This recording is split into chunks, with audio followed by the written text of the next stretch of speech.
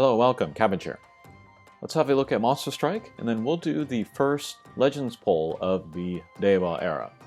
And then I did the last pull of the Heisei era a couple days ago, and then there you got special items, one of which was the biscuit.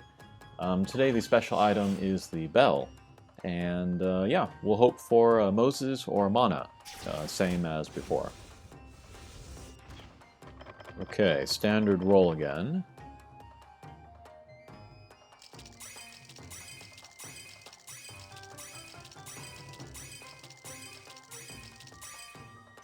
Aye. Oh, but 4 bells. That's good. That's the main reason to pull here, especially if you have all of the characters already. But yeah, 4 bells. And then actually, I've never used one before. But I thought I would take this time to talk about how to use them, and then also maybe the biscuits. The bells, they enable certain campaigns to go off for an hour, and then I would say that these are best used in combination with some other campaign going on. If you use it and then you go into the library, you can get the double drop rate from the library. And then I would say maybe if you're going to do this, maybe wait for the Monster Strike day, the 10th or 20th or 30th, because then as your max lick you could use Hatcher monsters, and so go through those quests very easily. That can be especially good for the super extreme quests, since they can be difficult. And then if you want to use the bells for the temple, you might want to wait for a day where you have a chance of getting 2 able berries per chest. And then you can use the bell, which will increase the rate of gold drops, and so you maybe overall increase your rate of getting double gold able berries from chests. So that's how I would recommend to use the bell. And then next we can switch over to my, I guess, photo library. And then I recorded all of my drops from yesterday. That was the Monster Strike day, where you can use Hatcher monsters as max lucks. And then also there was the like the Impossible and Colossal Rush, and there were some quests that I wanted to play. So yeah, we can look at the drops that I got from there. Okay, so from 10 in the morning was Yashamyo.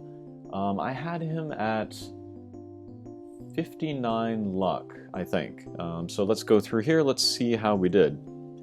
So yeah, I have the lucky monsters. I had 3 of them, so I got the 3 drops from the max luck.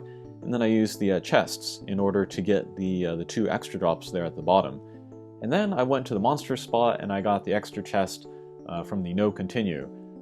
So yeah, from this first run here, I got 5 drops, not counting the V meter there at the bottom. And then second run, I got 5 drops again. That's very crazy. Third run, another 5 drops. Very, very crazy. Fourth run, I got 3 drops. Fifth run, I got 5 drops plus another one from the V meter. Sixth run, I got only 1. That's the guaranteed one from the no continue. Seventh run, I got 2. It says 7, but this is actually the 8th. And then here, I was running out of like real life time, so I was using the biscuit. And that's, I think, maybe the best time to use the biscuit, is when you're almost done with an Impossible or a Colossal, and then you just want to finish it that day and then not wait, you know, potentially up to a month for this quest to come around. So that's why I use the biscuit here. And then this is the 9th run, I think, and I used another biscuit. Got the 4 from the chests and then another one from the V meter.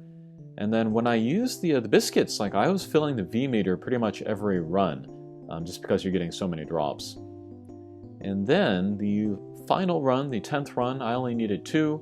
I got the 2 from the regular chests, and then of course I got the super bonus from the V meter, so I have extra Yashamyos. But yeah, I finished the max luck there, so that was very cool.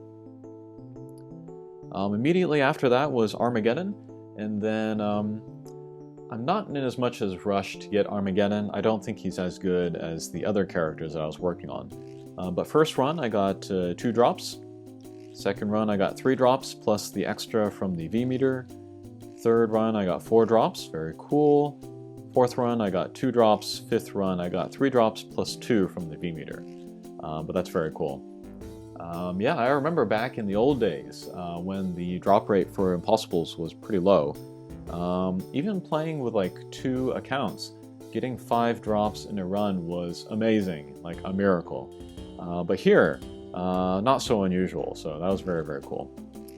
I think Armageddon, he went from like luck 40 to luck 60 or something, so yeah, just 5 runs, maybe 20 drops. That was pretty crazy. Oh, I guess 6 runs here. Okay, and then finally that night, I needed like 20 some drops from Eschatology. So I went through there. Oh, I didn't talk about my teams. Yasha Myo, I used, let's see, Sailor Moon, and then Meliodas, and Seimei, so that was cool. Armageddon, I used Deneb, Dead Rabbits, and who was the last one? Chippendale, right. And then Eschatology, I used Mikhail, Kamail, and Lancelot X. So yeah, all Hatcher monsters getting those max luck drops. But yeah, Eschatology first run, we got 2 drops plus the extra from the V-meter. Second run, 3 drops. Third run, 1 drop plus the V-meter. Fourth run, 4 drops. Fifth run, 5 drops.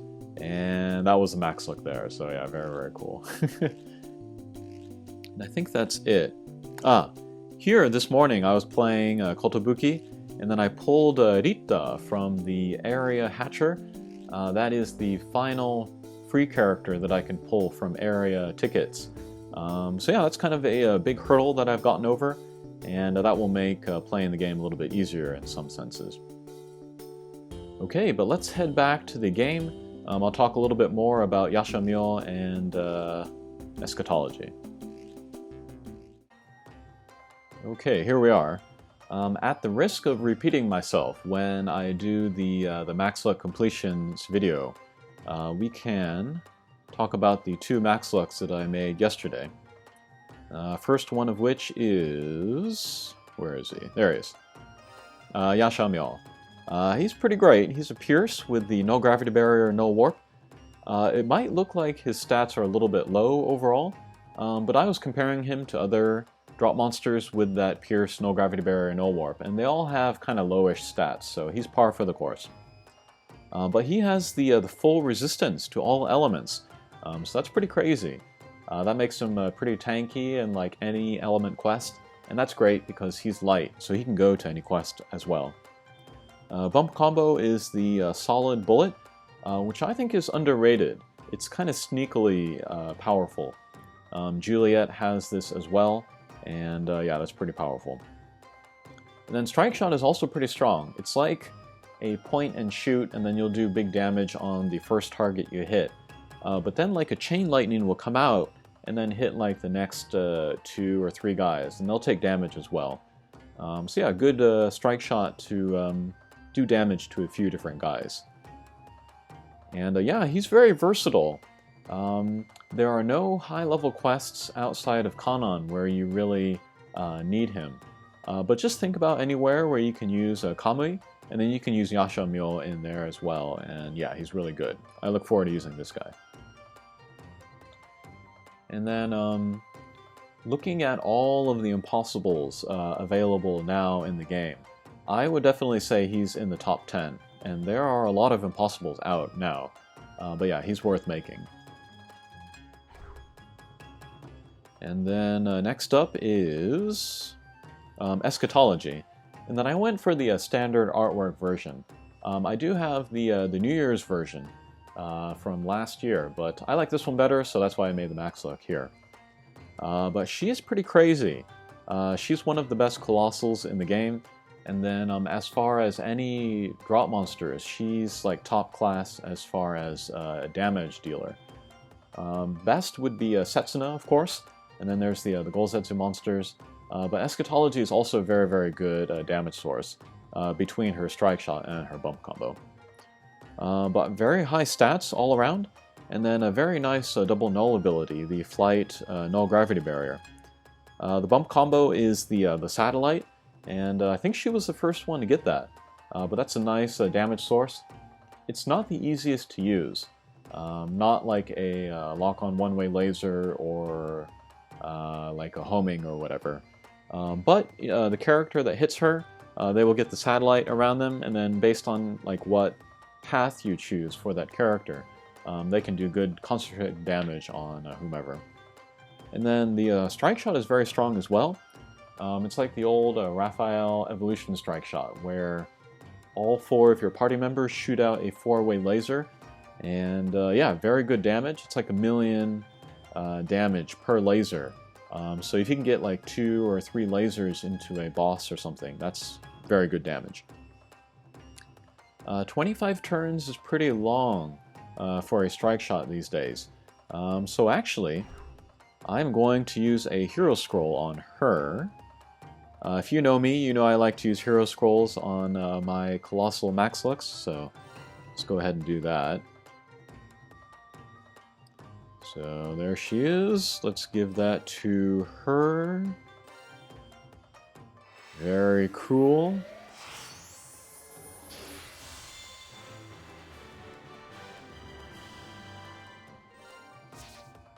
And then let's use a Waku Waku stick. Oh, I didn't know I had 2. I thought I had only 1, but let's go ahead and do that. And then we are going to grab the one from Apple, which is the Strike Haste S++. So let's do that.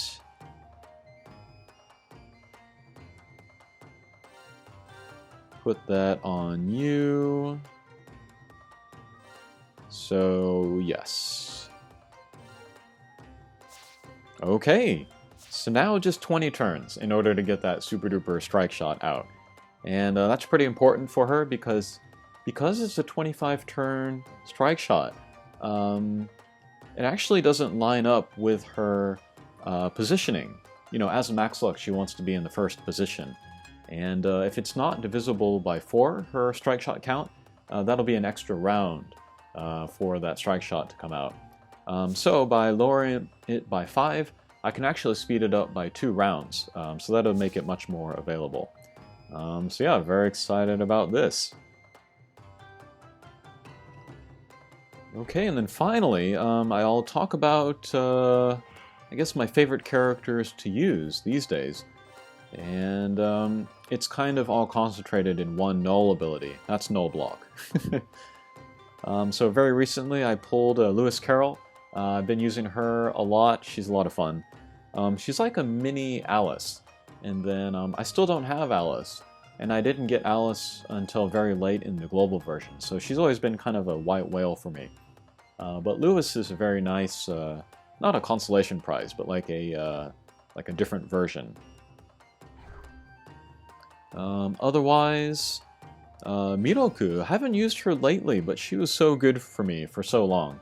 Another null block, just a bounce with the Fire Slayer. But she has the 12-turn null everything strike shot, so she's pretty great. I think she has the, she has the Strike Haste Ableberry as well, in order to get that strike shot out earlier. And let's see, Nostradamus, she's always been great. I used her to make the max look of Arcadia, which was pretty important. And then, who else was good? Deneb and Chippendale, of course, they're very good for Armageddon. And then Solomon, she's been my MVP so far this year. I've made some nice super extremes with her. And then recently pulled a Rickle. She's super overpowered. She's very fun to play with. Let's see, Benzaiten, she's also great. She's kind of like a, in some ways, a better version of Miroku. Just again, the bounce, null block, null everything strike shot, but it comes out every 8 turns rather than every 12, so she's a little bit more versatile. And then, let's see, Shinon is great, Takemi Kazuchi, he came out recently, and then Daikyo Shokyo, they also came out recently.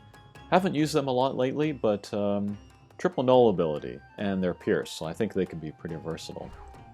But yeah, null block characters, those have been my favorite. But yeah, that's kind of the end of that video there. Kind of a mishmash of different stuff, but yeah, maybe a good start to the Reiwa era. Okay, thanks for watching, and we'll see you again. Take care.